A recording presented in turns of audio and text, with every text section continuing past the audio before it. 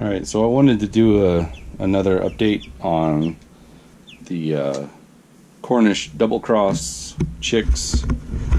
I went and I got my journal from last year when I did my Red Broiler cross experiments.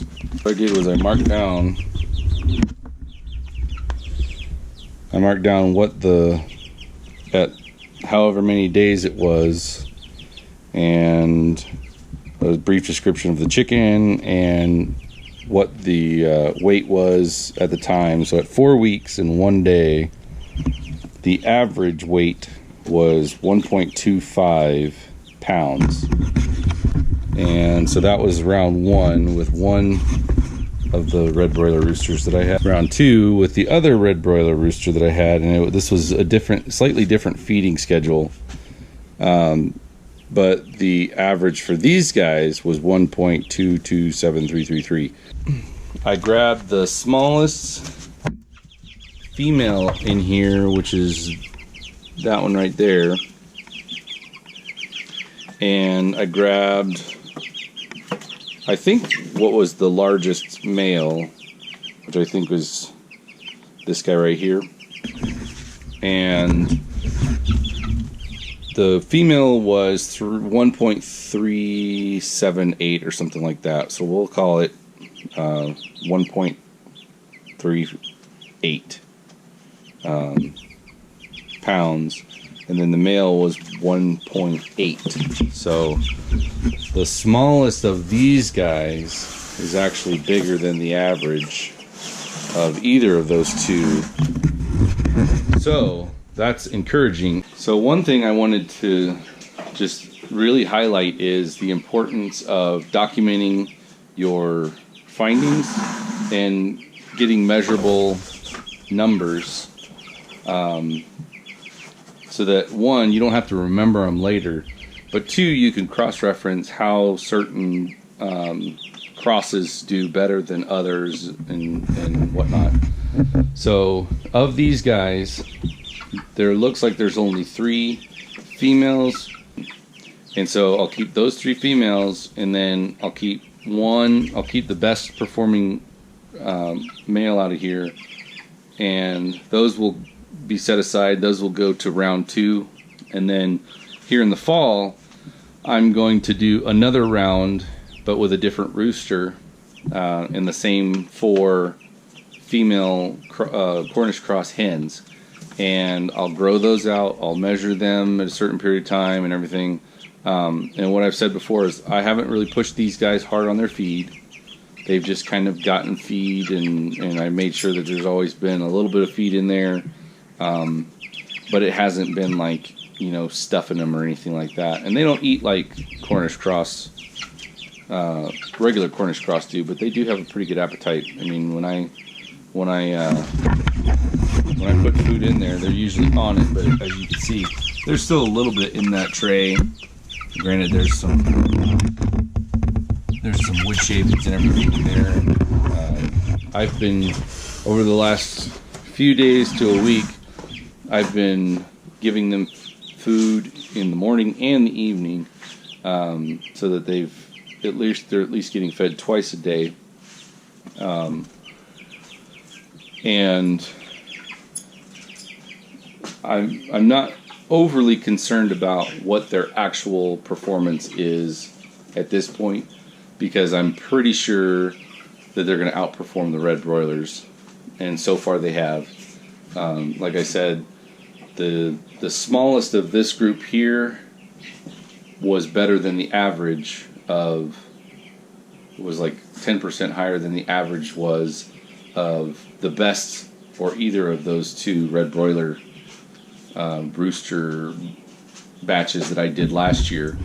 So this is going to be the way that I go. I actually have a rooster that's in reserve that was one of the hybrids. I'll probably get rid of him. He's an egg eater anyway, so this basically just loses all the value that he has for me.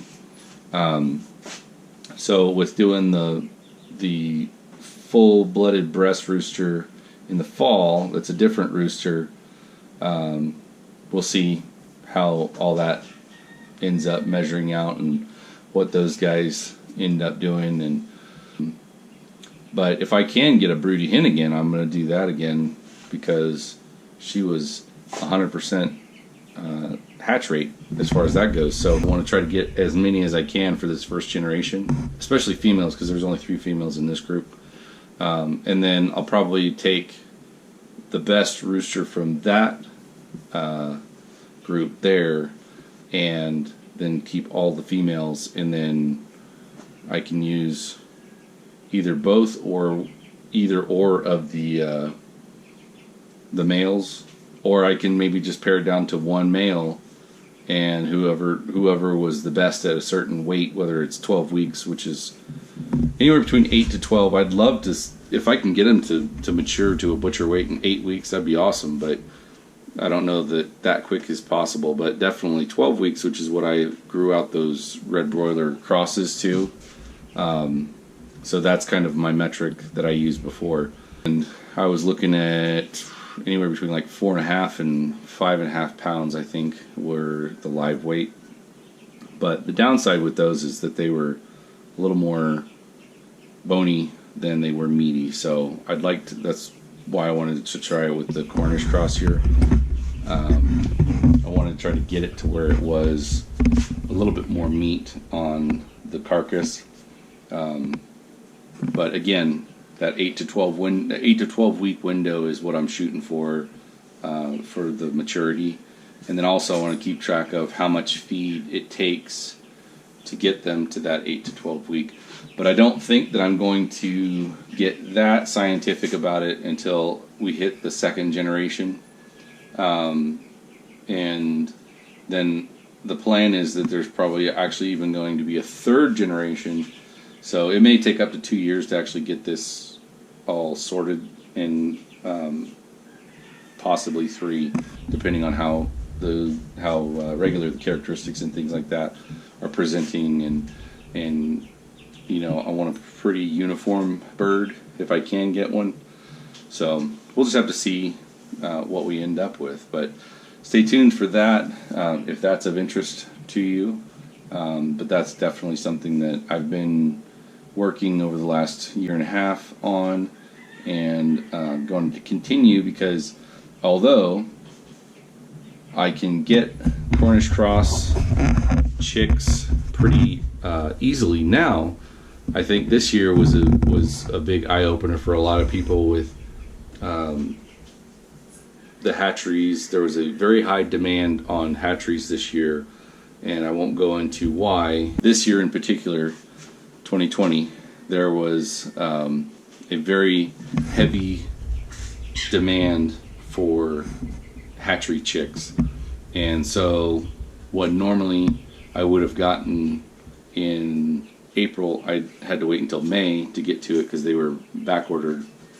And so I will probably continue to raise those for a little while I'm developing this breed. But eventually what I'd like to have is I'd like to have a breed that truly is a good meat bird that then doubles as an egg layer versus an egg layer that doubles as a meat bird, which is kind of what dual purpose is more so. They do, even though they say you can raise them for meat, they're still generally spoken of as an egg-laying variety, like your barred rock or something along those lines, that people tend to raise as dual purpose. And those generally are about 16 weeks to get to maturity. So I want to shorten the amount of feed that it takes, improve the overall carcass, and definitely flavor. That's one of the reasons why I'm crossing it with my Bresse rooster, is because I really like the flavor of the Bresse chicken. And so if I can basically get a much more feed efficient, faster growing version of a Bresse chicken, then that's what I'm ultimately moving towards. So stay tuned for that.